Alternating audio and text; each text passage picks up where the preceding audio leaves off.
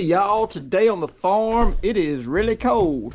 Got the heat lamp on the dogs, heat lamp on the chickens out here. The average low for this time of year where I live at is 46 degrees. The last 3 nights we've been in the high 20s, so we are a full 20 degrees below the average low for this area this time of year. The very first thing we're going to do this morning is feed the remainder of my pumpkin crop to my cows. I'm going to work my cows next week, and what I typically do before I work them is I feed them each day, maybe every other day, every third day, but I feed them multiple times at the time of day that I want to catch them on the day we're going to work them. And so they get used to me showing up. I honk the horn, they come to the sound of the horn where they receive food, and then on the day that we're going to work them, I pull up here, I honk the horn, they all run into the catch pen. The thing about feeding these pumpkins is you have to smash them. They will not just eat a raw pumpkin, you have to smash them on the ground.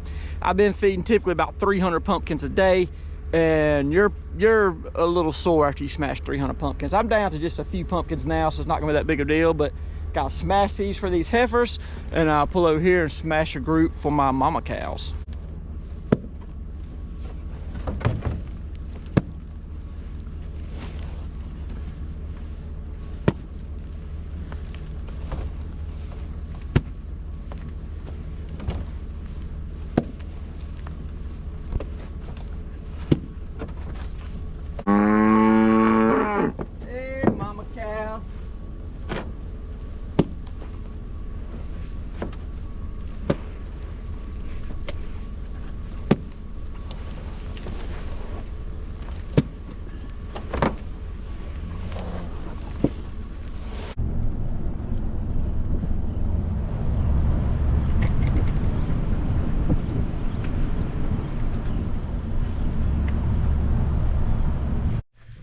I got all my cows situated and ready to eat and belly up. So now we're gonna fire up the pecan sheller, or pecan sheller, however you wanna say it. I got 300 pounds of XL, the variety XL pecans here that were picked up in the orchard 2 or 3 days ago. I like to let them air out in here. They're sitting here and air out, and that'll make them a little easier to shell. I have a strong draft moves through this shop. I open up the front windows and it just blows through here 24 hours a day. Putting a draft across them kind of dries them down a little bit. And so now we're gonna run this 300 pounds of pecans through the sheller and see how long it takes us to get them all out of the hulls.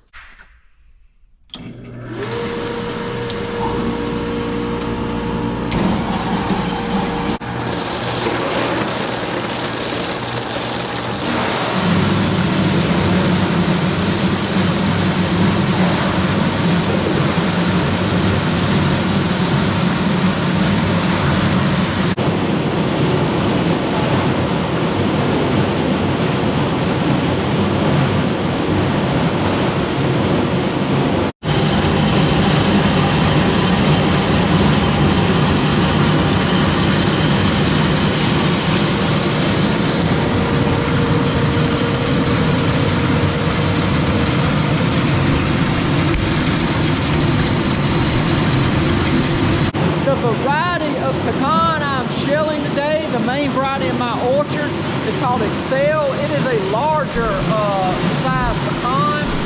They're about 50 to 55 of them in a pound. So they're this size.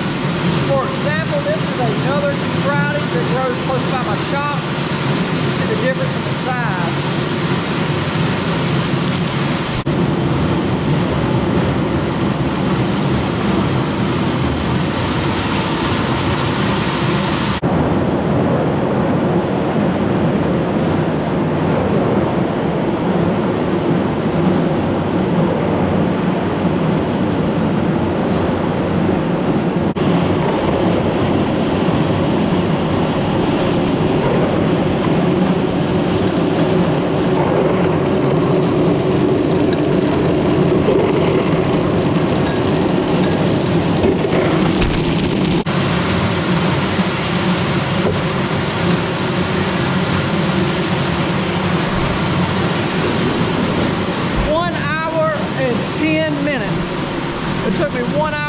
10 minutes to get 300 pounds of pecans into the cracker. Now I just have to let them finish rolling through it and start cleaning them out.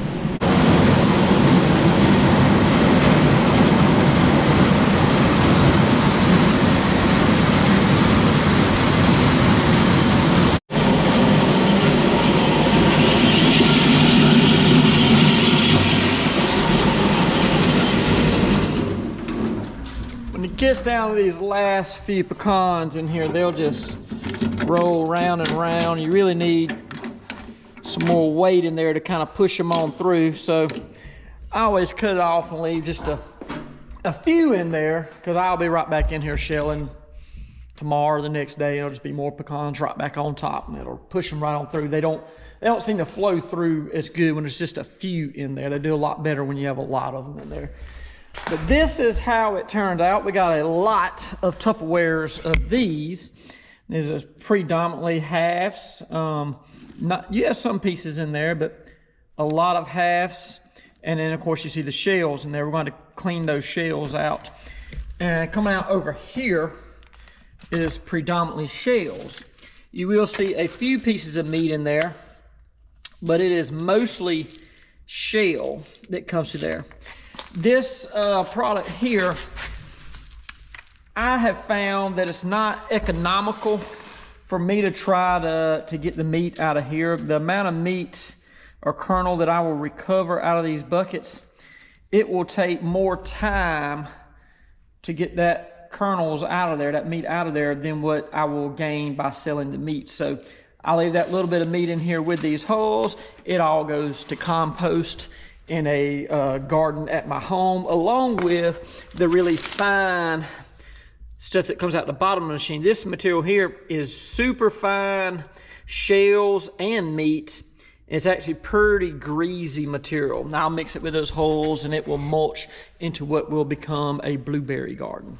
This is a vibratory conveyor, and so it's mounted on these arms. It'll go like this. I'll dump pecans on it, or in peas season, I'll dump peas on it, or butter beans, whatever the time of year it is. But right now we're doing pecans, so I have my pecan screen on here. I'll dump my pecans on here, they'll move like this. The halves will fall through these little slits, and the shells will roll off the end.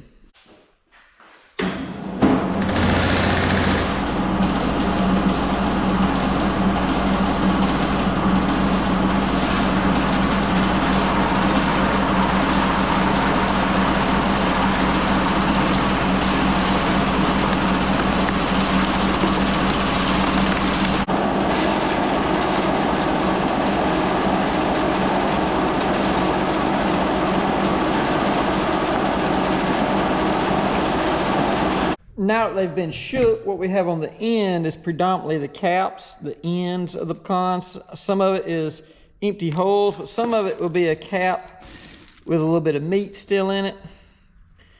I can't separate that meat from them caps, but I can get out halves. There are some fancy halves in there that we will be able to recover. So we will work this material once we have finished working this material. This down here is predominantly good meat with a few shells in it. And so I can take this over here and I can blow those shells out.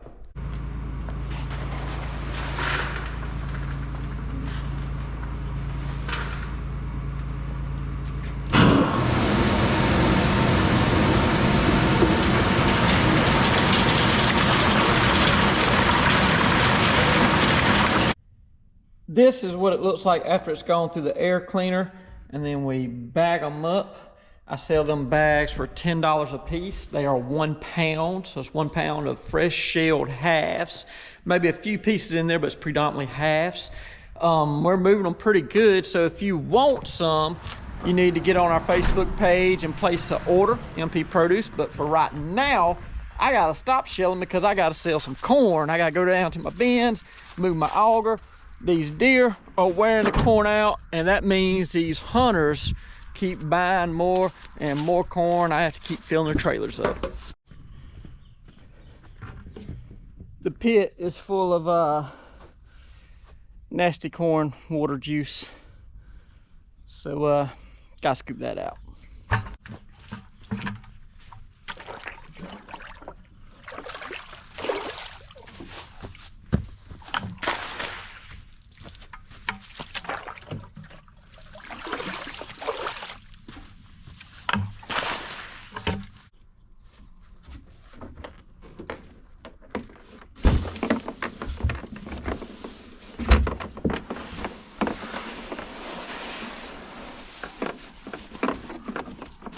For those of you that don't know what nasty corn water juice smells like,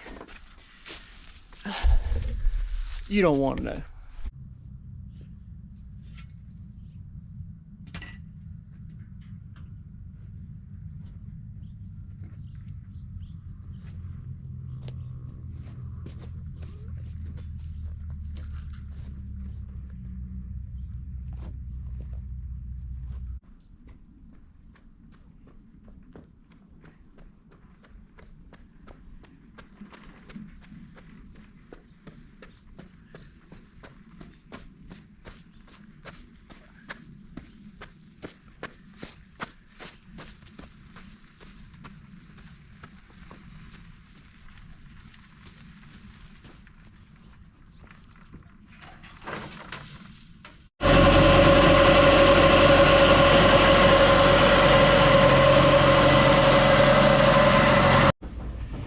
Well, that's it for today on the farm. People often ask me, what do y'all do once you get done harvesting them peanuts or corn? Man, we do all kind of things. I'm always busy. There's always a lot to be done. I thank all y'all for watching, and I hope to see you next time.